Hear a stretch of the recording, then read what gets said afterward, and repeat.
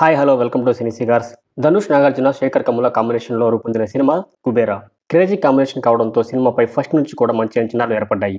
మరి ఆ అంచనాలు అనే సినిమా అందుకుందో లేదో రివ్యూలోకి వెళ్ళి తెలుసుకుందాం. సో ఫస్ట్ కథ ఏంటంటే, నీరజ్ అంటే జిమ్ సరబు ఒక పెద్ద బిజినెస్ మ్యాన్. ఇండియాలోనే రిచెస్ట్ పర్సన్ అనిపించుకోవాలి. సెలబ్రిటీ స్టేటస్ తో పాటు రాజకీయ నాయకులను కూడా తన గ్రిప్ లో పెట్టుకుని పవర్ఫుల్ పర్సన్ లాగా చలామణి అవ్వాలనేది అతని లక్ష్యం.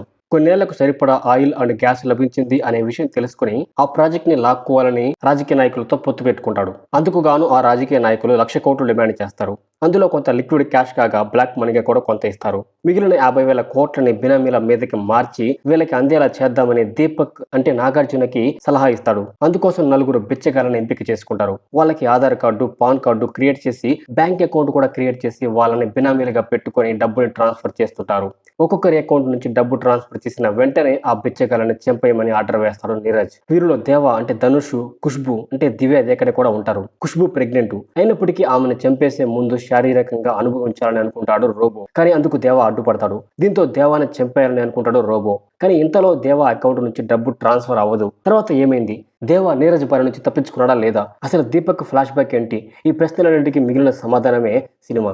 ఇక సినిమా ఎలా ఉందంటే, శేఖర్ కమ్ముల సినిమాలన్నీ కూడా రిజల్ట్ తో సంబంధం లేకుండా ఒక రెస్పెక్ట్ ని సంపాదించుకుంటాయి. ఎందుకంటే ఒక టిపికల్ స్టోరీ లైన్ ని తీసుకుని సెన్సిబుల్ గా డీల్ చేస్తూ ఉంటాడు ఆయన. రియాలిటీకి అతి దగ్గరగా ఉంటుంది. డైలాగ్స్ కూడా అంతే రిలేట్ చేసుకునే విధంగా ఉంటాయి. ఆనంద్ నుంచి లవ్ స్టోరీ వరకు కూడా అన్ని సినిమాలు అలాగే ఉంటాయి. కుబేరా కూడా అలానే స్టార్ట్ అవుతుంది. ఫస్ట్ హాఫ్ బాగానే ఉంటుంది. ఒక్కొక్క క్యారెక్టర్ ఇంట్రడక్షన్, ఓల్డ్ బిల్డింగ్ అనేది క్యారెక్టర్ మీటర్ లో ఉంటుంది. కానీ సెకండ్ హాఫ్ కొంచెం తేడా కొట్టేసింది. ప్రీ ఇంటర్వెల్ బ్లాక్ నుంచి ఇంటర్వెల్ వరకు ఏదైతే స్టోరీ నడిచిందో సెకండ్ హాఫ్ అంతా కూడా అదే కథ నడుస్తూ ఉంటుంది. మంచి సీన్స్ ఉన్నా కూడా సింపుల్ గా చెప్పి ముగించాల్సిన అంశాన్ని ఇంత సాగతీయాల్సిన అవసరం ఏముంది అనే ఫీలింగ్ ఖచ్చితంగా కలుగుతుంది మనకి. దీంతో శేఖర్ కమ్ముల ట్రాక్ తప్పాడు అనే ఫీలింగ్ కూడా వస్తుంది. సినిమాలో స్టార్ కాస్టింగ్ ఉన్న లొకేషన్స్ అన్ని న్యాచురల్ గానే ఉన్నాయి. ప్రొడ్యూసర్స్ కి కథకి ఎంత పెట్టాలో, ఎక్కడ పెట్టాలో అక్కడ బాగానే ఖర్చు చేశారు. నికేత్ బొమ్మిరెడ్డి సినిమాటోగ్రఫీ బాగుంది. దేవిశ్రీ ప్రసాద్ మ్యూజిక్ లో పాటల కంటే బ్యాక్గ్రౌండ్ స్కోర్ ఎక్కువ బాగుంది. రన్ టైం మాత్రం 3 గంటల పైనే ఉంది. ఎడిటర్ ఈజీగా ఒక 20 నిమిషాలు ట్రిమ్ చేసే అవకాశం ఉంది. కానీ ఆ పని ఎందుకు చేయలేదో అర్థం అవట్లేదు. ఇక యాక్ట్రెస్ పర్ఫార్మెన్స్ విషయానికి వస్తే, ధనుష్ తప్ప ఇలాంటి పాత్ర చేసే గట్స్ తమిళ్లో కూడా మరో హీరోకి లేవు అనే విధంగా చేశాడు. అతని యాక్టింగ్ కి మరో నేషనల్ అవార్డు అనేది ఒక చిన్న మాట అనిపిస్తుంది నాకైతే. నాగార్జున కూడా తన బెస్ట్ ఇచ్చాడు. రష్మిక పోర్షన్స్ కొంత ఫోర్స్ గా అనిపించినా కూడా ఆమె బాగానే చేసింది. ఇక జిమ్ సరబ్ కూడా చాలా బాగా చేశాడు. ఒక కొత్త ఫ్రెష్ ఫీల్ ఇచ్చాడు మనకి ఆ విలనిజానికి. ఇక మిగతా యాక్టర్స్ అంతా కూడా ఓకే. సో ఓవరాల్ గా కుబేరా ఇంట్రెస్టింగ్ గా మొదలైంది.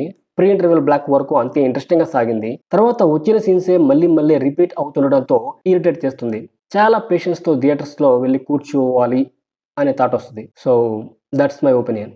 ఒకవేళ మీరు ఈ సినిమా చూస్తుంటే మీకు ఎలా అనిపించిందో కమెంట్స్ లో తెలియచేయండి. అండ్ ఈ వీడియో కనుక మీకు నచ్చినట్లయితే ప్లీజ్ లైక్ చేయండి, మీ ఫ్రెండ్స్ అందరికీ షేర్ చేయండి. అండ్ ఇలాంటి మరిన్ని మంచి movie related content and movie reviews కోసం నా ఛానల్ని సబ్స్క్రైబ్ చేసుకోండి. See you in the next video.